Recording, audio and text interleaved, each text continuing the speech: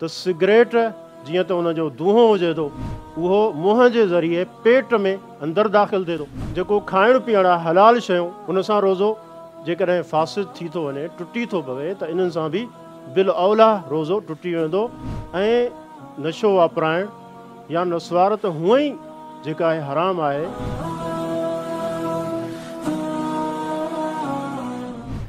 अॻियो सवाल शेख अब्दुल समद मदनी साहब खां आहे। शेख साहब ठठे खां बरकतुल्ला कपरी साहब सवाल कनि था त रोज़े जी हालत में नशो करणु कीअं आहे, मसलन सिगरेट आहे, नस्वार वग़ैरह आहे। ऐं अहिड़ी तरह सां ज़मीननि इहो बि सवाल कयो अथनि दोस्तनि त रोज़े जी हालत में कूड़ ॻाल्हाइण, गार गंद ॾियण सां छा रोज़ो टुटी वञे थो या बरक़रार रहे थो? हिन सुवाल जा ॿ हिसा आहिनि। हिक जो ताल्लुक़ इहो आहे त नशो करणु जीअं सिगरेट पीअण आहे, नस्वार खाइण आहे, रोज़े जी हालत में उनजो छा हुकुम आहे। रोज़े खां पहिरियां इन्हनि जो छा हुकुम आहे, पहिरियों त इहो सुवाल पैदा थिए थो, छो त रोज़ो हराम खां बचण जो नालो त कोन्हे।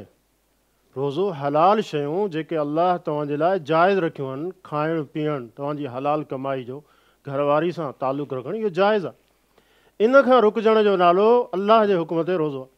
हाणे इहे सिगरेट पीअण ऐं नशो वापराइण या नस्वार त हूअं ई जेका आहे हराम आहे। उलमा उम्मत जा इन ते मुतफ़िक़ आहिनि, इहे ख़बीस शयूं आहिनि।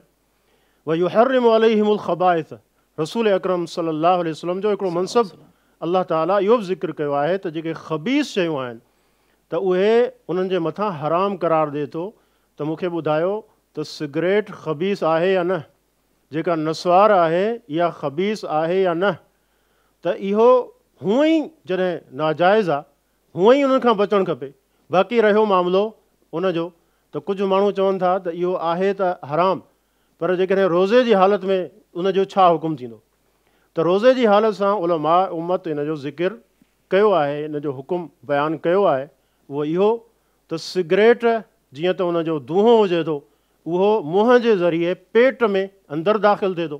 ऐं फ़क़ीहुल उम्मा शेख मोहम्मद बिन सालिह अल उसैमीन रहमहुल्लाह चवनि था त हिन लफ़्ज़ मञा ई जॾहिं माण्हू चवनि था शुर्बु दुखान, इहो लफ़्ज़ आहे अरबी में, ऐं असां चऊं था सिगरेट पीए थो।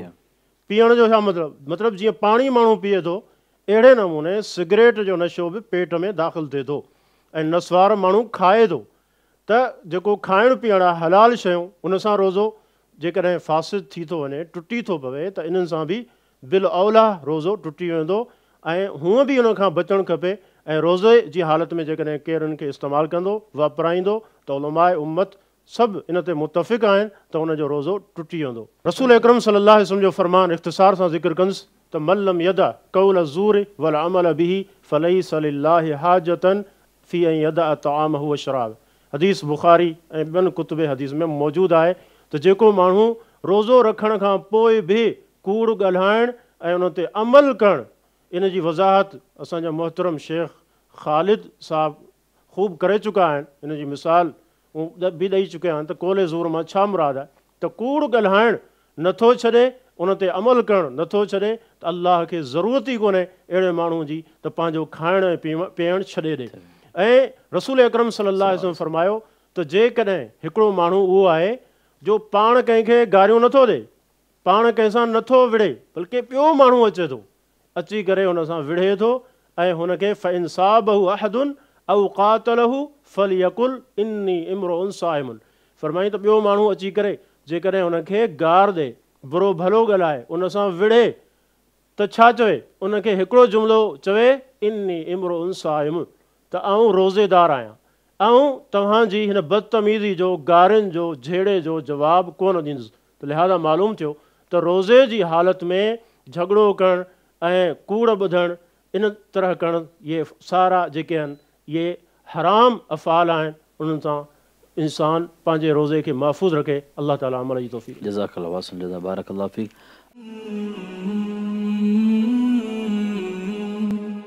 सब्सक्राइब करियो ऐं बेल आइकन ते क्लिक करियो त जीअं असांजी हर नई वीडियो जो नोटिफिकेशन मिले।